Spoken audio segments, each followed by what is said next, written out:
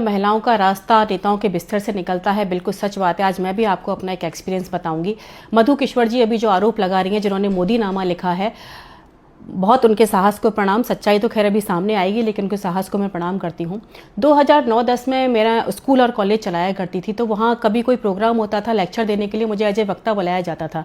महिला दिवस का कार्यक्रम था, मंत्री भी आए हुए थे वहाँ पर, मुझे एज ए मुख्य वक्ता बुलाया गया। लेक्चर देने के बाद मंत्री जी ने कहा कि मैडम से मेरी मुलाकात कराना, इनको हम राजनीति में लेके आना चाहते हैं, अच्छा बोलती हैं।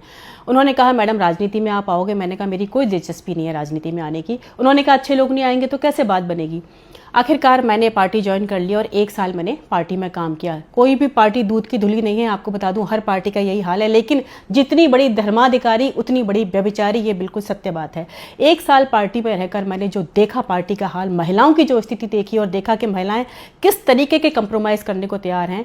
मैं नीचे से लेकर ऊपर तक हर नेता के साथ मिली, लेकिन सबका एक ही हाल, गिव एंड टेक। किसी को आपकी काबिलियत नहीं चाहिए। जहां कहीं जाओ वह एक ही बात। 2 महिला पार्षद आपस में बात कर रही हैं कि भाई मुझे टिकट ही नहीं दिया, मैंने तो सब कुछ कर दिया और क्या करती, एक रात भी निकाल ली, फिर भी मुझे टिकट नहीं दिया।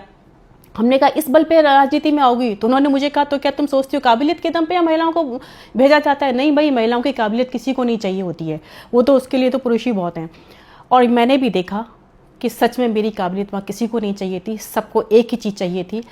मेरा कॉलेज तक का देखिए काम था, गवर्नर थे कल्याण सिंह, और मैं उनसे मिली तो उन्होंने मुझे सीधा गिव एंड टेक वाला मामला बता दिया कि ये दो और अपना काम लो। मैंने कहा ये तो नहीं करूँगी। उसके बाद उन्होंने मेरे कॉलेज में 10 कमियाँ निकाल दी। मुझे पता था अब ये नहीं चलने देंगे।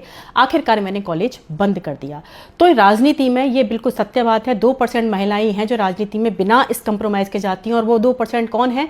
जो कि बहुत बड़े पॉलिटिकल बैकग्राउंड से आई हैं या जिनके पास जनता का बहुत बड़ा समर्थन है। अदरवाइज मैंने देख लिया हर महिला जो है कोई ना कोई कंप्रोमाइज़ करके वहाँ तक पहुँची हुई है। ऐसे कंप्रोमाइज़ आप क्यों करते हो? मैं तो आपसे 4 चीज़ें कहूँगी। तू रजिया बन, तू दुर्गा बन, तू कभी न बिन कपड़ों वाली बन। तेरे बदन पे जो मरते लोग, तू उस बदन की रखवाली बन। तू हर घर की इज्जत, तू हर घर की आन है, तू नहीं अय्याश मर्दों की शान है। तू पैसे पर मत नाच, तू पैसा बरसाने वाली देवी बन। नाचना बुरी बात नहीं है, वो भी एक कला है, पर तू इन जल्लादों को नचाने वाली बन।